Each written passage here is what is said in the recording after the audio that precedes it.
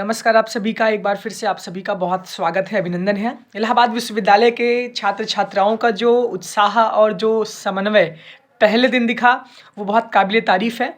आज 14 फरवरी को हमारे इलाहाबाद विश्वविद्यालय की ऑफ़लाइन कक्षाओं का शुभारंभ हुआ। बहुत सारे छात्र एक अच्छी खासी संख्या में इलाहाबाद विश्वविद्यालय के मुख्य प्रांगण में अपनी क्लासेस को करने के लिए आए।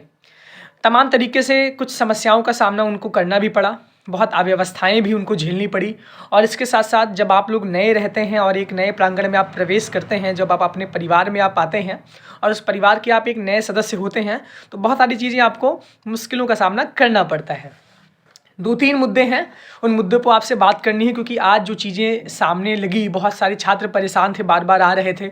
तो उसमें पहला विषय मैंने ये सोचा कि जिनका एनरोलमेंट किसी भी सेक्शन में हुआ है, वो बहुत परेशान हैं। मान लीजिए कि किसी की क्लास 4:05 पे उसका एनरोलमेंट हुआ है, वो क्लास पहले करना चाहता है, तो वो बार-बार डिपार्टमेंट जा रहा है, डिपार्टमेंट में चेंज करवाने के चक्कर में लगा हुआ है।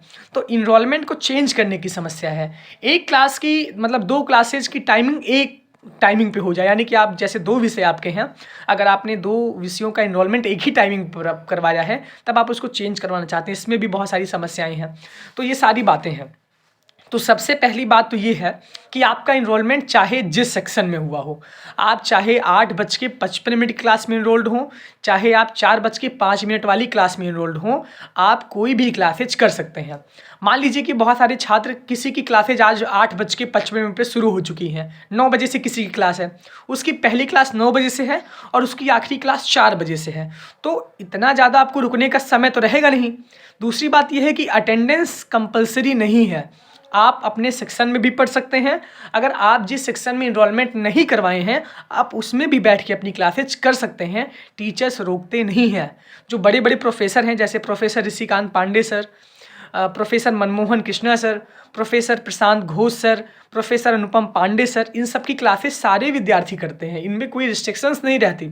और जो गेस्ट फैकल्टी हम लोगों को पढ़ाती है, वो भी हमें क्लासेज करने से रोकती नहीं है। इस वजह से आपका एनरोलमेंट किसी भी सेक्शन में हुआ हो, परेशान आपको नहीं होना है और उसको बदलवाने की आवश्यकता नहीं है। एनरोलमेंट एक ज़रिया होता है कि आप अपनी क्लास में एनरोल्ड हो जाएँ, आपके विषय में आप एनरोल्ड हो जाएँ, लेकिन कोई बाउंडेशन नहीं है कि आप वही क्लास करें। आप अपने टाइमिंग पर आइए, मान लीजिए कि किसी की क्लास लगातार आप 3 क्लास करके अपने घर पे चले जाइए, क्योंकि समय वेस्ट करने से कोई मतलब नहीं है। कैंपस में बहुत चहल-पहल है, ये सारी चीज़ें आपको एकदम नई लगेंगी और उसी में आप घुले-मिले रहेंगे। नए दोस्त हैं, अभी आप नए हैं, तो पहले आप अपनी काबिलियत, अपनी क्षमता पे पूरा पुरजोर तरीके से कोशिश करिए। जब आप काबिल हो जाएँगे, जब आपका रिजल्ट अच्छा आ जाएगा, तो दुनिया आपको अपने आप ही जानने लगेगी। ये चीज़ें होनी चाहिए क्योंकि हमारे पास कुछ ना कुछ प्रमाण होना चाहिए अपनी काबिलियत को सिद्ध करने के लिए। तो इस वजह से आप सभी लगातार अपनी 3 क्लासेस करें, जिस-जिस डिपार्टमेंट में आपके जैसे जो विषय हों। मान लीजिए कि आपका हिंदी है, आपका फ़िलॉसफ़ी है, आपका एंशिएंट है, तो आप पहले हिंदी की क्लासेस करिए 10:45 से 11:40 तक। फिर आप 11:40 से लेके 12:30 तक फ़िलॉसफ़ी की क्लास करिए। फिर 12:30 से लेकर के 1:30 बजे तक आप करिए क्लास एंशिएंट की।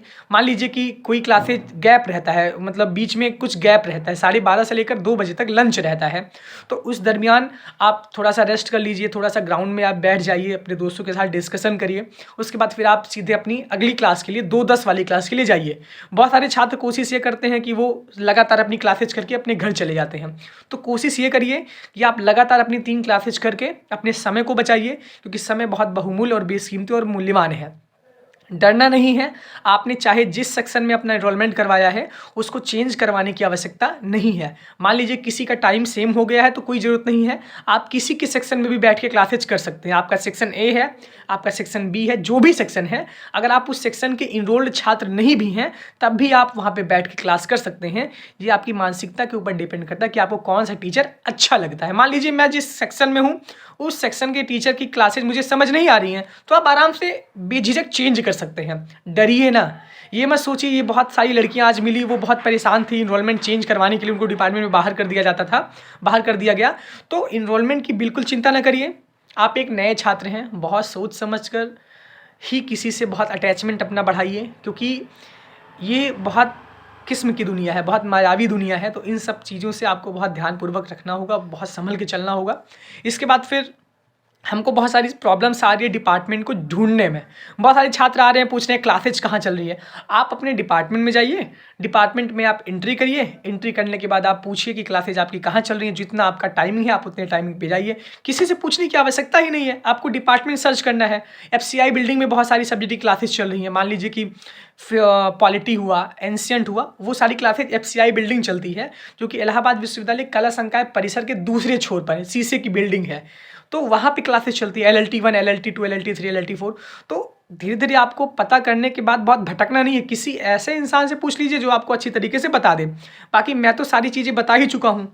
आपको डिपार्टमेंट जाना है, जिस जो सेकेंड ईयर फर्स्ट ईयर वाले हैं उनकी बहुत सारी क्लासेज FCI बिल्डिंग में चलती हैं, या उनके डिपार्टमेंट में जैसे हिंदी विषय हुआ, फिलोसफी हुआ, इकॉनमी हुआ, इन सब की क्लासेज जो हैं आपकी अपने डिपार्टमेंट में चलती हैं। लेकिन एंशियंट और पॉलिटिकल खास तौर पे आपकी FCI बिल्डिंग में चलती है, जो हिंदी माध्यम के छात्र हैं उनके लिए। अंग्रेजी माध्यम के छात्रों की क्लासेस सारी की सारी डिपार्टमेंट में उनकी चलती है। तो बहुत परेशान नहीं होना है, इनरोलमेंट के लिए बहुत परेशान नहीं होना है। आप चाहे जिस सेक्शन में इनरोल्ड हों, आप अपनी सुविधा के अनुसार चाहे जो मन करे वो क्लास कर सकते हैं। और ना कोई क्लास करें तो आप मुझे बताइए, मैं हूँ आपके लिए, कोई रिस्ट्रिक्शंस नहीं है।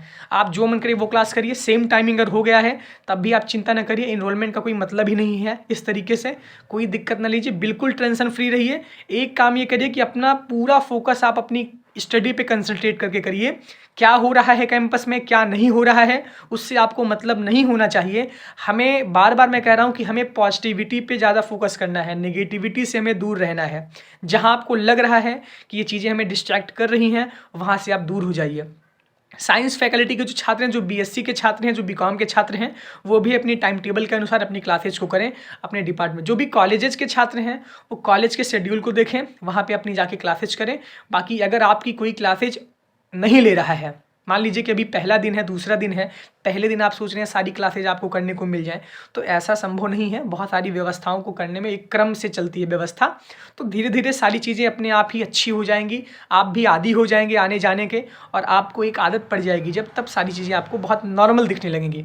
बहुत ज़्यादा परेशान ना होइए, हम आपसे लगातार मिलते रहेंगे, हम तो कैंपस आते ही रहेंगे। बाकी आपकी क्लासेज में भी हमको आना है, हम आपसे मिलेंगे, थोड़ा सा स्ट्रेंथ और आ जाए तो जो बातें मुझे 50 लोगों के बीच में करनी, वही बातें मैं 200 लोगों के बीच में करूँगा।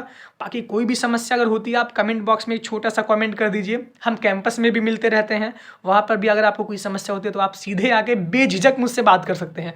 बहुत सारे छात्र संकोच करते हैं, संकोच करने का मतलब हम खड़े रहेंगे, देखते रहेंगे मुझे 4 लोग, लेकिन आते नहीं हैं। तो संकोच ना किया करिए, मैं भी आपके जैसा ही एक छात्र हूँ। आपने, आपका बड़प्पन ही मुझे इतना स्थान तक पहुँचाया है, तो जो कुछ भी हूँ सब आपकी वजह से हूँ। तो पूरा का पूरा श्रेय आपका है। आप किसी भी फॉर्म में मुझे याद करेंगे, मैं आपके लिए हमेशा खड़ा हूँ। बहुत बहुत धन्यवाद। परेशान नहीं होना है, डेली क्लासेज करने आना है, सादी कॉपी में लिखना है, यानी आर्ट पेपर में आपको अब लिखने की आदत डालनी है, रोज़ का रोज़ पढ़ना है। ये सारी बातें आपको बहुत ध्यान में रखनी होगी। बाकी जो भी मुझसे हो पाएगा मैं यहाँ से बताने का प्रयास करूँगा। इनरोलमेंट के लिए परेशान नहीं होना है। बहुत बहुत धन्यवाद आपका, बहुत बहुत आभार, बहुत बहुत ढेर सारी बधाइयाँ, बहुत ढेर सारी शुभकामनाएँ।